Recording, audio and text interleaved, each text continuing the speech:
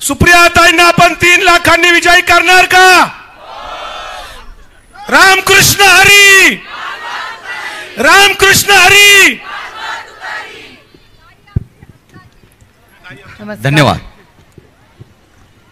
व्यासपीठावरील सर्व मान्यवर ज्यांचं भाषण आपण आत्ताच ऐकलं असे प्रसिद्ध व्याख्यानमायक शिवरत्न शेटे, आमदार रोहितदादा, ॲडव्होकेट विद्याताई, विकास लवांडे, भारतीताई, कविताताई, सक्षनाताई, निर्मलाताई, संगीताताई, वनिता, दुर्गा, सविताताई, नंदावहिनी, शर्मिलावहिनी, शुभांगीवहिनी, प्रियांका शेनगर, इंदापूर तालुक्याच्या अध्यक्ष छायाताई, दौंडच्या हवेली, मुळशी, पुरंदर इथून आलेल्या आमच्या सगळ्या महिला पदाधिकारी, पूर्णिमाताई तावरे, व्यासपीठावरील सर्वच मान्यवरांना, उपस्थित बंधू आणि भगिनींनो, या कार्यक्रमासाठी सुषमाताई अंधारेही येणार होत्या, पण सुषमाताईंच्या त्या हेलिकॉप्टरनी येणार होत्या. त्या हेलिकॉप्टरचा ॲक्सिडेंट झाला.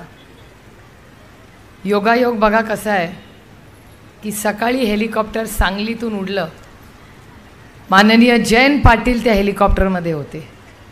ते हेलिकॉप्टर पुण्याला उतरलं, तिथून उडालं आणि सुषमाताईंना घ्यायला रायगडला गेलं आणि तिथे त्याचा ॲक्सिडेंट झाला.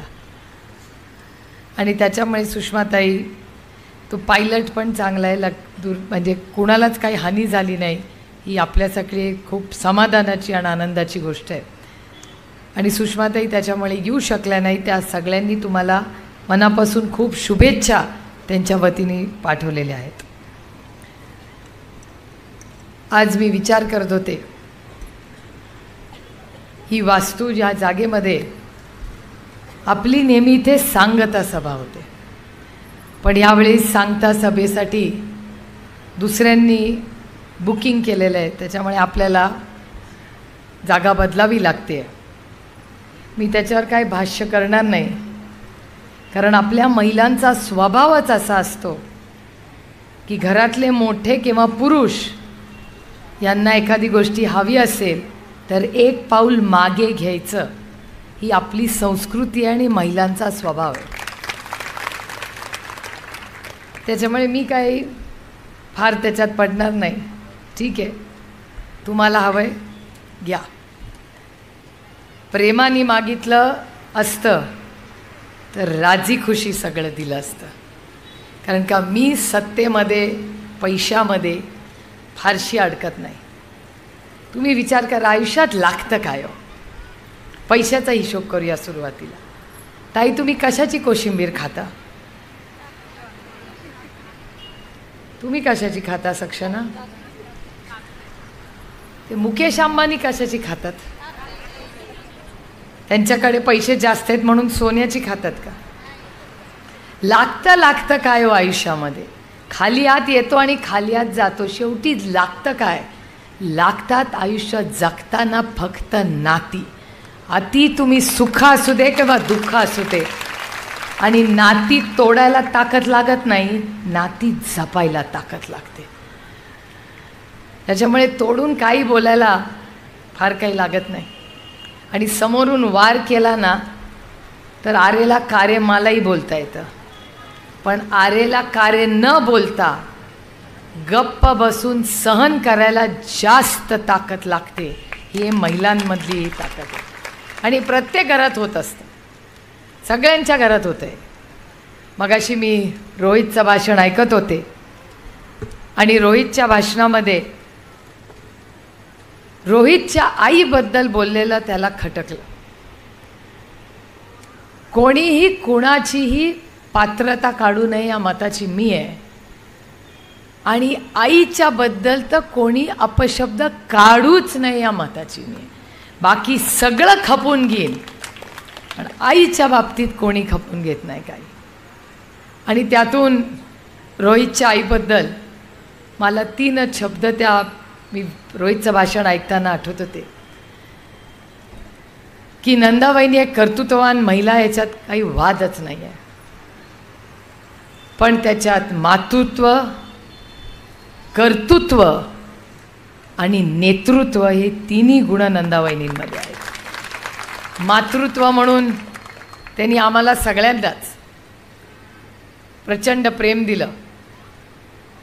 आजही आमच्या घरामध्ये दिवाळीला सगळ्यात चांगला फराळ कोण करता? आमच्या बाकीच्या 2 वहिन्यांना माफी मागून म्हणते, पण सगळ्यात चांगले चिरोटे कोण करत असेल तर ते नंदावहिनीच करतात, दुसऱ्या कोणाला जमत नाही ते. माझ्या आईला पण जमत नाही, त्याच्यामुळे माझ्या 2 वहिन्यांना फार काही वाईट वागायची गरज नाही. कुणालाच, आमच्या 5-6 वहिनी आहेत, कुणालाच येत नाही. माझ्या आईला पण तसे चिरोटे येत नाही, त्याच्यामुळे काय वाईट वाटायचं नाही. पण ह्याला म्हणतात मातृत्व. दुसरं असेल कर्तृत्व. एक कर्तृत्वान महिला म्हणून आम्ही नंदावहिनींकडे बघतो. आणि त्यांनी अतिशय चांगल्या पद्धतीने संस्था चालवल्या, पण त्या कधी पुढे नसतात. आत्ता पण कुठे बसल्यात देवालाच ठाऊक. ते बघा कुठेतरी कोपऱ्यात बसल्या.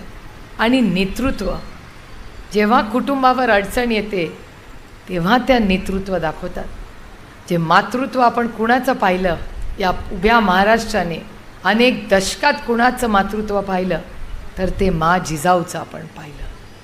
कर्तृत्व कुणाचं पाहिलं तर सावित्रीबाई फुलेंचं आपण कर्तृत्व पाहिलं. आणि ज्या अहिल्यांबद्दल आपण सातत्याने बोलत होता त्याचं नेतृत्व ह्या महाराष्ट्राने पाहिलेलं आहे. त्याच्यामुळे महिलांमध्ये एक प्रचंड मोठी ताकद आहे जी आपल्या प्रत्येकीमध्ये आहे. आता माझ्याबद्दल बरेच गैरसमज लोकांचे झालेत. त्यांना सगळ्यांना वाटतं की मी फार घट्ट आहे. माझंच मला माहिती मी किती घट्ट आहे. लोक मला विचारतात की कसं काय तुम्ही अशा दिसता, असं काय वाटतच नाही तुमच्याकडे बघून टेन्शन आहे. मला दिल्लीमध्ये एखादी कोणीतरी एक गोष्ट सांगितली ती माझ्या ध्यानात ठेवली मी. चिंता और चिता में एक ही बिंदू का अंतर है. चिता आणि चिंतामध्ये एकच बिंदूचं अंतर आहे. त्याच्यामुळे फार चिंता करायची नाही, फक्त म्हणायचं रामकृष्ण हरी. त्याच्यामुळे जवळून जेवढे माझ्यावर वार होतात सगळे प्रश्न विचारतात. हे ते बोलले, ते बोलले, ते बोलले. म्हटलं त्यांनी मला प्रश्न विचारला. किंवा आमच्या घरातल्या गोष्टी आज तर रोज टी व्हीवर ऐकायला जातात. ज्या झाल्या नाही झाल्या काय आता मी त्याच्यात पडणार नाही. कारण का मी तुम्हाला सांगते या सगळ्याची उत्तरं माझ्याकडे आहेत, पण मी देणार नाही. ही माझी संस्कृती नाही. आणि गप्प बसायला जास्त ताकद लागते. सहन करते, पण ते सहन करायचा इतका पण उद्रेक करू नका की एक दिवस काय होऊ शकतं. त्यामुळे आज सहन करते, बरंच करते आणि अनेक महिने करते. 10 महिने झाले सहन करते. जो उठतोय तो काहीही बोलतोय. एक वेळ रोहितबद्दल बोलला, ठीक आहे, माझ्याबद्दल बोलला, आम्ही दोघंही वयाने आणि तुमच्या सगळ्यांपेक्षा कर्तृत्वाने लहान हो, तो अधिकार आहे. आमच्या वडिलांबद्दल रोज बोलता, ठीक आहे, तो पण तुम्हाला अधिकार आहे. कारण शरद पवारांवर बोलल्याशिवाय हेडलाईन होत नाही. तेव्हा जो भारतात महाराष्ट्रातून पण बाहेरून येतो तो शरद पवारांवर बोलतो, लगेच बातमी होते. ठीक आहे, जाऊ दे हो, आंब्याच्याच झाडाला दगडं मारतात ना, बाबळीला कोण मारतं का? आंब्याचं झाड आहे, दगडं मारणारच, इथला तो हक बनत आहे. ठीक आहे, तेवढं तर सहन करायला आपल्याला आलं पाहिजे.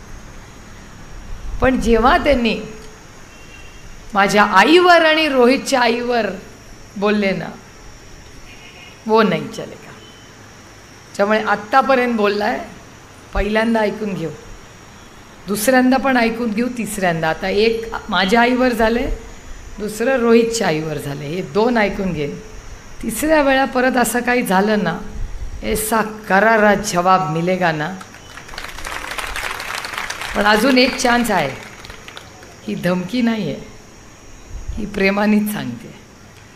त्याच्यामुळे आम्ही बोलत नाही याचा अर्थ आमच्यामध्ये ताकद नाही असा गैरसमज तर कोणीच करू घे नाही. आणि ज्या मनगटाबद्दल ओळखणार ना, या ज्या बांगड्या आहेत ना माझ्या हातात, या शारदाबाई पवाराच्या बांगड्या आहेत. आणि मी शारदाबाई पवाराची नात आहे. त्याच्यामुळे दुःख लोक म्हणतात, मला टी व्हीवाले विचारतात, तुम्हाला दुःख होतं का वात? म्हणलं नाही होत, कारण का समय में बहुत बड़ी ताकद है. वाईट वाटतं सुरुवातीला, नंतर जेव्हा वेळ जाते ना तेव्हा दुःख वाटत नाही, कारण का मला माहिती आहे की मी राजकारणात कशासाठी आले. मी कोणाची उणीधुणी काढायला नाही राजकारणात आली. त्यांनी हल्ला केल्यावर मी उत्तर दिलं तर तुमचा गॅसचा भाव कमी होणार आहे का? त्यांनी हल्ला केल्यानंतर मी उत्तर दिलं तर डाळ 200 रुपयाला आहे, ती कमी होणार आहे का? एक आहे यांचं टी व्ही चॅनल चालेल दिवसभर, तेवढं नक्की होईल. ते दिवसभर बातम्या दाखवत राहणार, एवढंच होईल. आमच्या खानदानाचे वाभाडे चव्हाट्यावर निघतील, पण ते मी होऊ देणार नाही. कारण का जे शर्मिलाबाईंनी म्हणल्या, माझं माहेर आणि सासर या दोन्हीची जबाबदारी घ्यायची ताकद ही प्रत्येक महिलेमध्ये असते. आज इथे अनेक मुली बसल्या आहेत, अनेक जणी इलेक्शन लढलेल्या आहेत, अनेक जणी पंचायत समिती, जिल्हा परिषद सगळ्या लढलेल्या आहेत, पण कधी त्या नात्यात ते अडकल्या नाहीत. मी तुम्हाला सांगते, मी नात्यात का अडकत नाही, कारण का माझ्यासाठी देश पहिला, मग राज्य, मग पक्ष आणि त्याच्यानंतर माझं कुटुंब. उंबरठ्याच्या आत कुटुंब आणि उंबरठ्याच्या बाहेर जबाबदारी. उंबरठा ओलांडला की जबाबदारी, त्या नात्यांमध्ये अडकायचं नाही. आणि माझी लढाई कुठल्या नात्याशी नाही. माझी लढाई जो महाराष्ट्राचा विरोध करेल त्याच्या विरोधात पूर्ण ताकदीने मी लढणार, याच्यासाठी मी लढते. जो उठतोय तो महाराष्ट्राच्या विरोधात बोलतोय. आणि मला एक प्रश्न विचारायचा आहे, जो येतोय महाराष्ट्राचा विरोध करण्यासाठी तो तुमच्या महागाईबरोबर कोणी बोलतं का? आजचे मूलभूत प्रश्न काय? हे इलेक्शन कशाबद्दल आहे? हे या देशाचं इलेक्शन आहे का पवारांचं इलेक्शन आहे? आणि मला एक गंमत पण एक आहे की संपूर्ण देशामध्ये जर फक्त बारामतीचंच इलेक्शनची चर्चा होत असेल, याच्यातच बारामतीकरांचं यश आहे आणि शरद पवारांची ताकद आहे. बारामती म्हणजे शरद पवार आणि शरद पवार म्हणजे बारामती. दुसऱ्या कोणीही गैरसमज, मी आणि रोहितनी गैरसमज करू नये, हे सगळं आमच्यामुळे. आणि तुम्ही काश्मीर टू कन्याकुमारी अनेक वेळा तुम्ही फिरला असाल. काश्मीर टू कन्याकुमारी कुठे जावा आणि सांगा की मी बारामतीवरनं आले, लोक कुणाचं नाव घेतात? पवार साहेबांचं नाव घेतात. त्याच्यामुळे आमच्या कुणाचेच नाही. परवा एकाने मला विचारलं की ही लढाई यांची, म्हणलं अहो आम्ही सगळे परिवारवाद आहोत. रोहित पवार, अजित पवार, आत्ता सुनेत्रा पवार आत्ताच राजकारणात आले आहेत, सुप्रिया सुळे, आम्ही सगळे परिवारवाद आहोत. सुरुवात कोणी केली? शरद पवारांनी. आम्ही सगळे परिवारवाद आहोत. मग ते म्हणतात तुम्हाला परिवारवाद मान्य? म्हटलं मान्यच आहे ना, झालाच आहे. प्रतिभा आणि शरद पवाराच्या पोटी जन्म, मला काही कमीपणा वाटत नाही. आणि मी म्हणणार नाही की मी केलं, मी काही केलंच नाही आहे, आम्ही सगळ्यांनी मिळून केलं आहे. आणि माझ्या खिशातले पैसे देत नाही मी विकासाला. विकास खिशातून पैशातून करते का? तुम्ही आशीर्वाद देता, निवडून जाता, तुम्ही टॅक्स भरता, त्या टॅक्सच्या पैशातून आम्ही विकास करतो. सगळे विकास करतात आणि टीमवर्क सगळ्यांच्या मदतीनेच होतं. घरात लग्न कार्य असतं, एकटं करता का सगळं? का सगळे मिळून करतात? एक जण कार्ड वापटायला जातं, दुसरं साड्या बघायला जातं, तिसरा मंडपवाल्याकडे जातो. सगळे मिळून करतात ना. मान सन्मान करतो आपण सगळ्यांचा, पण कोणी एक माणूस सगळं करू शकत नाही हो.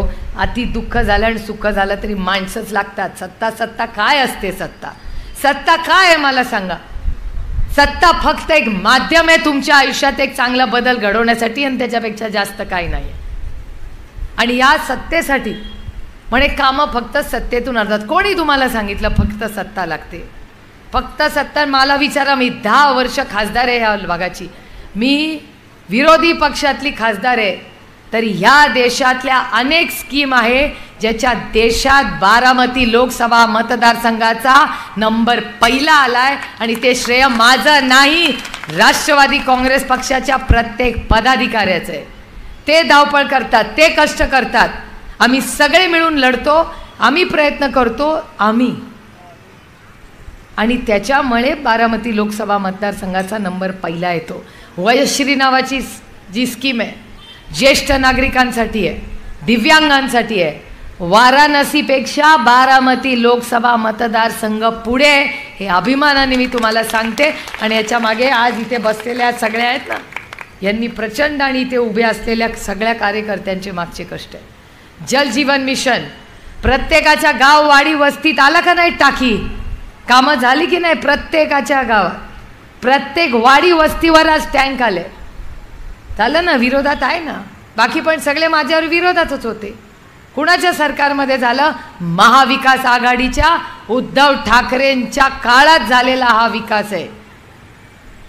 तेव्हा दिल्लीत त्यांचं आणि इथे आपलं. आणि लोक म्हणतात एका विचाराचा.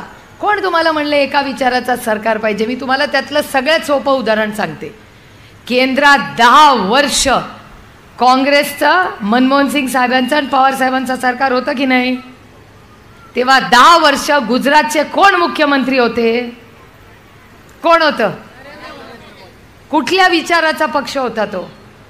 भारतीय जनता पक्षाची गुजरातमध्ये 10 वर्ष सत्ता होती का नाही? मग शायनिंग गुजरात केलं की नाही तुम्ही? याचा अर्थ केंद्रात काँग्रेसचं सरकार असलं तरी तुम्ही राज्य सरकारमध्ये होता, तेव्हा आम्ही मदत केली का नाही केली?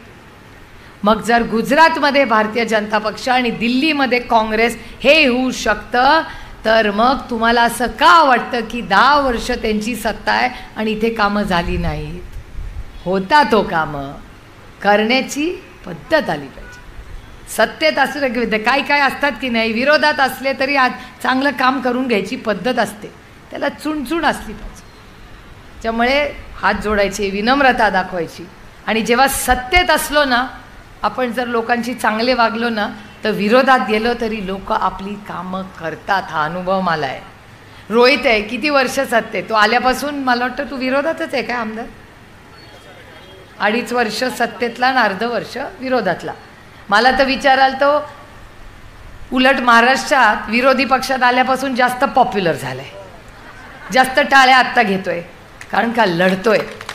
लोकांना लढणारी लोक लागतात. तो इतिहास कुणाचा लिहिला जातो? जो लढतो त्याचाच इतिहास लिहिला जातो. आणि त्याच्यामुळे पवार साहेब मगाशपासून सगळे त्यांचं वय काढतायत. बरं ते आज व्यासपीठावर नाही आहेत, त्यांचं वय काढलेलं त्यांना आवडत नाही. ते म्हणतात म्हातारा कोण आहे? तुम्ही असाल. आणि मगाशी कविताताई तुम्ही म्हणला थकलेला बाप. माझा बाप थकलेला नाही आहे, माझा बाप श्रमलेला बाप आहे. माझा श्रमलेल्या बापासाठी, लेक नारळाचं पाणी लढणाऱ्या लेकीसाठी माझा बाप माझी बुलंद कहाणी आहे. आणि कोण म्हणतं, कोण तुम्हाला म्हणतं फक्त मुलगाच वंशाचा दिवा होऊ शकतो? अहो लेक पण उभी शकते. संघर्षाच्या काळात वडिलांबरोबर उभं राहाल, काही कौतुक नाही, कर्तव्य. कशाला आम्हाला शिकवलं? मग शिकलो कुणासाठी आम्ही? आमच्या आई वडिलांनी आम्हाला फक्त सत्तेत बसणारा किंवा मक्तेदारी नाही आम्ही, की सगळ्यात चांगल्या वाईट काळात वडिलांबरोबर. जर सुखाच्या काळात आई वडिलांबरोबर राहिला तर त्यांच्या अडचणीच्या काळात जास्त जबाबदारी आपली त्यांच्याबरोबर उभी राहायची. आणि हे लेखच करू शकते. तुम्ही बघा इकडे तिकडे सगळे, जेव्हा एखादा वडील आजारी पडतो ना, हात धरायला लेखच असते तिकडे. मी अजिबात म्हणत नाही की मुलगे करत नाहीत, असे मुलगे आहेत. आणि रोहित त्यातला अतिशय चांगला मुलगा आहे जो आईचं करतो. आणि माझा मुलगा करेल अशी माझी अपेक्षा आहे. आता कालच ठरेल. माझी लेक चांगलीच आहे, पण माझी लेक गुणीच आहे, काय वादच नाही. मी पोराबद्दल बोलते माझ्या. पण हा संघर्ष मलाही, रोहित म्हणला तशी मलाही संधी होती. ती लाल दिव्याच्या गाडीने शानमध्ये आले असते. पण कुणाला पाहिजे अशी लाल दिव्याची गाडी? मला सांगा, मंत्री कुठले मंत्री तुम्हाला माहिती आहेत? चला लावते बेट. आपलं इथलं कुठलं ते आपलं साडीचं दुकान बारामतीचं फेमस, मोठं नाही, संवित चहा जेटचं. मी चला तुम्हाला साडी देते ना, तर तुम्ही मला द्यायची. ह्या देशाचा, आणि मोबाईलवर चेक नाही करायचा, खरं खरं खेळायचं. आपल्यासारखं ते देवेंद्रजींसारखं कॉपी करून पास नाही व्हायचं. पक्ष फोडून मी आलो नाही, नाही, हम लोग पढ़ के आएंगे. आपण कॉपी करके पक्ष फोडून बिडून आम्ही नाही करत तसलं काय उद्योग. मला सांगा, ह्या देशाच्या कृषी मंत्र्याचं नाव सांगा. चला. अरे आधीच नांगे टाकली, माहित नाही. चला तुम्ही आता फार लवकर हार मानली. आता ह्यांचं विचारू. आता तुम्हाला माहितीच नाही या बायकांना. या देशाच्या कृषी मंत्र्याचं नाव काय? शरद पवार.